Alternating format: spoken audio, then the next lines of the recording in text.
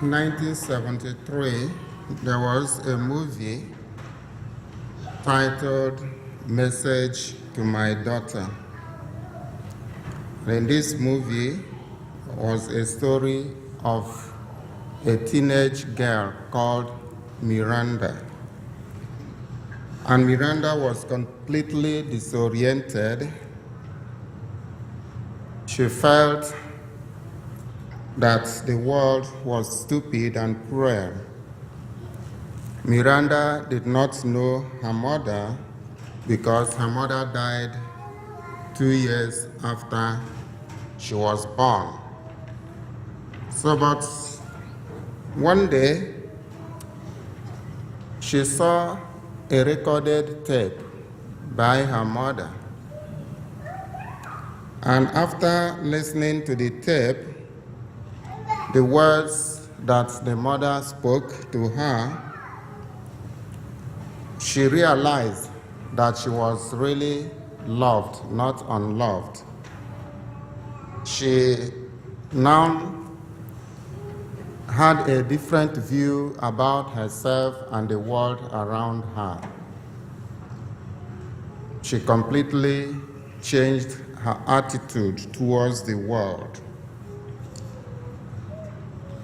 When we read the Gospels, at times we have this feeling that Jesus was addressing his immediate disciples before him and not to us, the present-day Christians. But the gospel of today is unique in the sense that this is the only part of the gospel where Jesus made it clear that he thought of us. Jesus prayed for us, and he prayed one particular prayer that we should be one, there should be one, there should be one. And being one means that, or we show the world that he, Jesus, was sent by his Father. Being one will bring the glory of God upon us, his followers. He said, I pray for these men, but I am also praying for all people who will believe in me through their preaching. And he went on to give us that prayer, and which is that there should be one. We know that God always hears the prayers of Jesus. So if Jesus prayed for us, we would like to know what it was that he prayed for us about. What Jesus asked the Father on our behalf is basically one thing, and that is unity. Father, I pray that all people who believe in me can be one. You are in me and I am in you. I pray that these people can also be one, as you, I is one, I am one with you. Jesus' prayer for Christian unity is much more relevant today, more than it was during the time Jesus said this prayer. Because the world, at the time Jesus said this prayer, Christianity was not as fragmented as it is today. And this fragmentation and disunity among Christians is a kind of scandal to the world.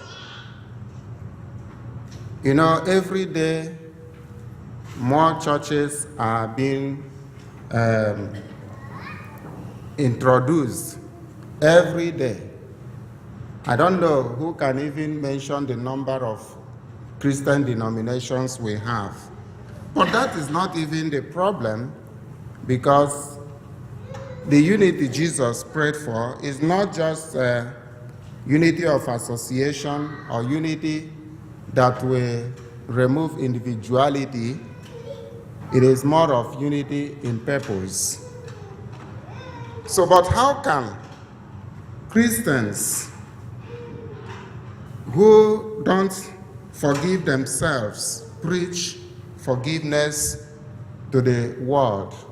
How can Christians who cannot reconcile with one another pray for reconciliation in the world? So lack of unity among Christians remains one of the greatest obstacles in the way Christians are witnessing to an unbelieving world. No wonder Jesus prayed that we may be one, so that the world will believe. Jesus went on to say, I have given these people the glory that you gave me. I gave them the glory so that there can be one, the same as you and I are one. John chapter 17, verse 22. In other words, Jesus has bequeathed glory to manifest itself when the unity among Christians reflects the unity between Jesus and his Father. Lack of unity takes away the glory which Jesus intended for the body of believers. Finally, Jesus prayed for us so that the love with which the Father has loved him may be in us. And again, the unity for which Jesus prayed is a unity based on divine love. It is not unity that is possible only with the love of God. It is a unity that is possible only with the love of God in us. It is not a unity based on wisdom or diplomacy. It is not a unity of uniformity or a unity which deprives others of their individuality, but a unity in essentials that make room for individuality and diversity. The famous saying of St. Augustine is a guide for the church as it works its way slowly towards the unity for which Jesus prayed. And I quote, in essentials, unity. In non-essentials, liberty. And in all things, charity. End of quote. As we wait and pray for a rekindling of the fire of divine love in the hearts of the faithful at Pentecost, let us all resolve in our own little ways to work for the realization of the full unity of all Christians for which Jesus prayed. And the best way to work for this unity is to live in the love of God and our neighbor.